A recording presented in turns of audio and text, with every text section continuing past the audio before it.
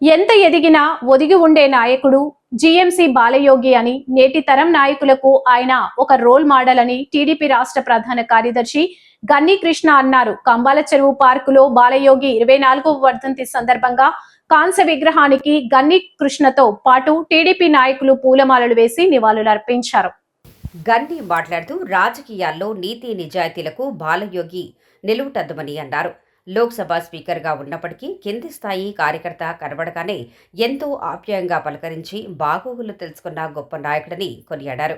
కోనసీమలో రైలు కూత వినపడినప్పుడే బాలయోగికి నిజమైన నివాళి అర్పించినట్టు అవుతుందని, ఈ విషయాన్ని ఆయన తనయుడు హరీష్ మాథూర్కి కూడా చెప్పారని పేర్కొన్నారు.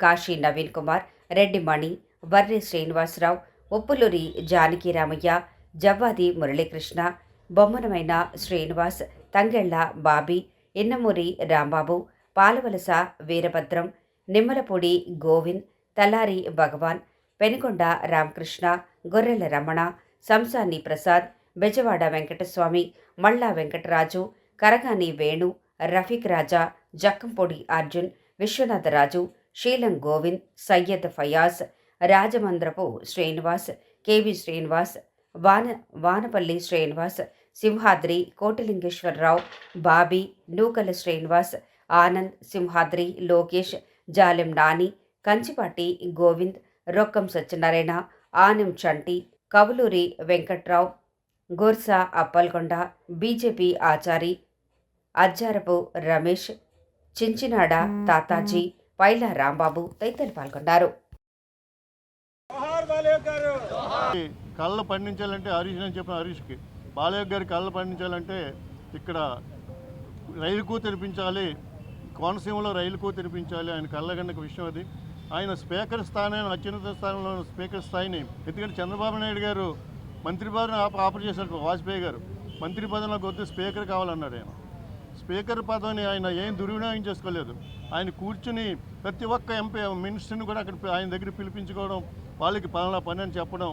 అదేవిధంగా ఆఫీసర్స్ ఢిల్లీ స్థాయిలో కూడా సాధారణ ఒక ఎంఆర్ఓకో లేకపోతే ఒక మిగతా ఇక్కడ ఆఫీసర్స్, స్థానిక ఆఫీసర్లకు ఆయన ఫోన్ చేయడం.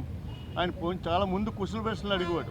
పోలీస్ స్టేషన్కి ఫోన్ చేసినా ఎక్కడ చేసినా కానీ ముందు కుశల ప్రశ్నలు అడిగేవాళ్ళు. మీకు బాగున్నారా, మీ అందరూ కూడా బాగున్నారా అని చెప్పి. అప్పుడు తనకు ఆ పని తన సొంత పని కాదు, ముఖ్యంగా కార్యకర్తలు పనులు చెప్పడం అనేది ఆయన చేసేవాడు. ముఖ్యంగా ఏదైనా కానీ ఒక కార్యకర్తల మీద ఆయన ఉన్న ప్రేమ, అభిమానం అపారమైంది. అందుకనే ఈ రోజున ఇక్కడికి మేము అందరూ కూడా రావడం జరిగింది.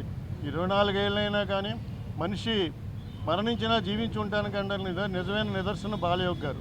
ఆయన చేసిన మంచి పని దాన్ని తర్కాను. ఆయన ఆత్మకు శాంతి కలగాలని చెప్పేసి ఆయన కళ్ళని కూడా కోనసీమ ఇప్పుడు ప్రస్తుతం ఎంపీ గారైన హరీష్ మాథూర్ నెరవేర్చాలని చెప్పి, నెరవేర్చే శక్తిని భగవంతునికి ఇవ్వాలని చెప్పి మనస్ఫూర్తిగా కోరుకుంటూ సెలవు.